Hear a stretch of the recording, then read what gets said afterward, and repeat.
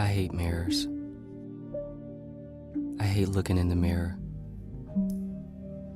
I can't make eye contact with my reflection. The longer I stare, the more flaws that I see, which is why I avoid looking at all.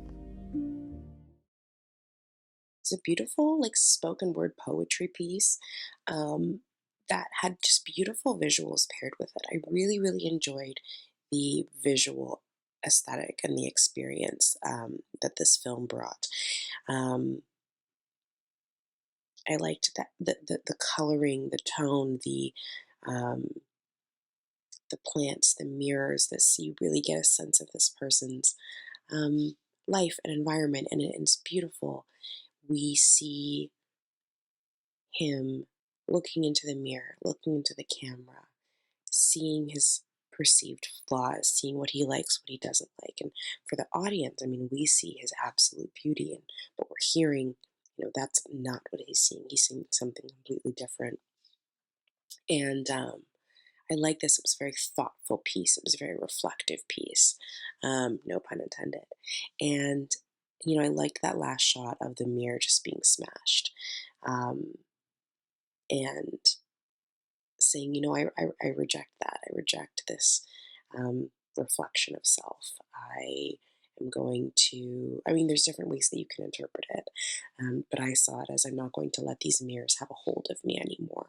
I am in control of myself and how I see myself, and I don't need a mirror to tell me any differently. I loved the set dressing, the style of the clothes, the setup of shots in the frame. It looked really great. The voiceover and the sound felt like spoken word poetry. I enjoyed the message, just all about perspective, how we perceive ourselves versus how other people perceive us, or how we perceive ourselves versus the actuality or the reality of things. How mirrors are not are always honest. They're always reflecting back reality, but we may perceive that differently. So yeah, I enjoyed the message here, and I loved the cinematography, and I thought the performance of the spoken word was well done as well. You could feel the emotion behind it and the realness and the rawness, and I appreciated that as well. The difficulties of body dysmorphia and this in struggling with self-image, as well as the image that society portrays to us as being more valuable than others, and highlighting the things people will do to be thin and to have that perfect body that just, when you're struggling that like that, it really never comes. I want to commend you for using a male actor in this. I think so often, it's brushed over that, males have eating disorders. It's not something only that women suffer with. And I think this casting choice was really smart in highlighting that and bringing that to light.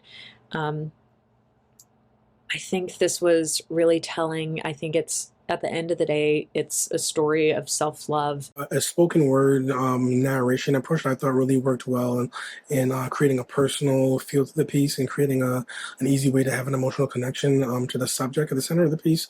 Excuse me.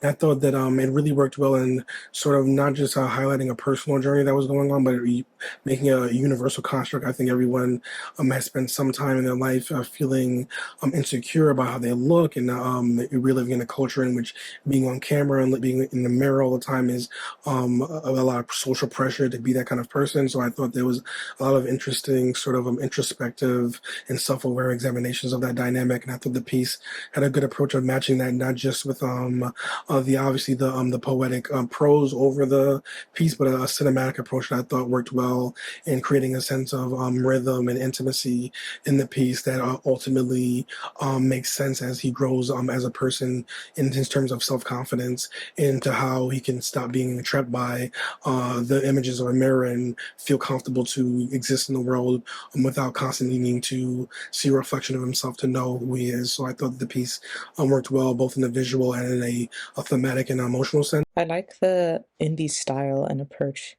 I like the cinematography and I like the aesthetic makeup. I love the narration. It is so raw and authentic.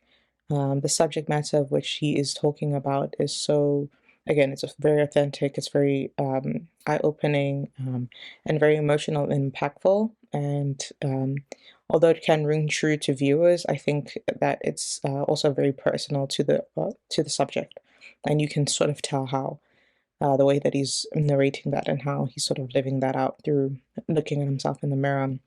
I like that the title and the theme deal with, a deep sense of self-reflection and causes us to sort of think about how we view ourselves. A lot of people can relate to this film as we all somehow struggle with something about our bodies, forcing us to have low self esteem and this negative image on our own looks.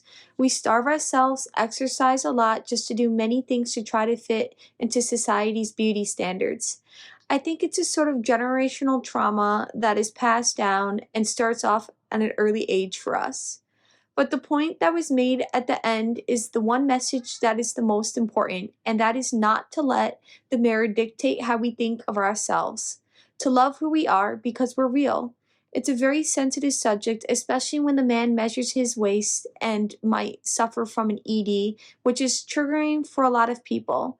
I think he's the perfect actor for the role because he is very thin and it felt very real the entire time he was acting. It was really raw, it was really intense, and it was really, really impactful, I think.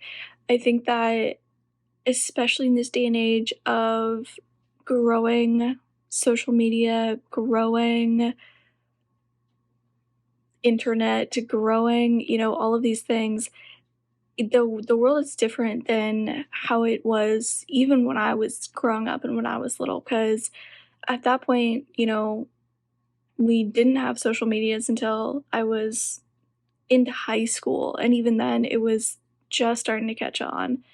And there's so much comparison. There's so many things that are edited, and I think that that's part of the point that he was trying to make about a mirror is that it's not edited. It's a reflection of reality, but whose reality and whose perception.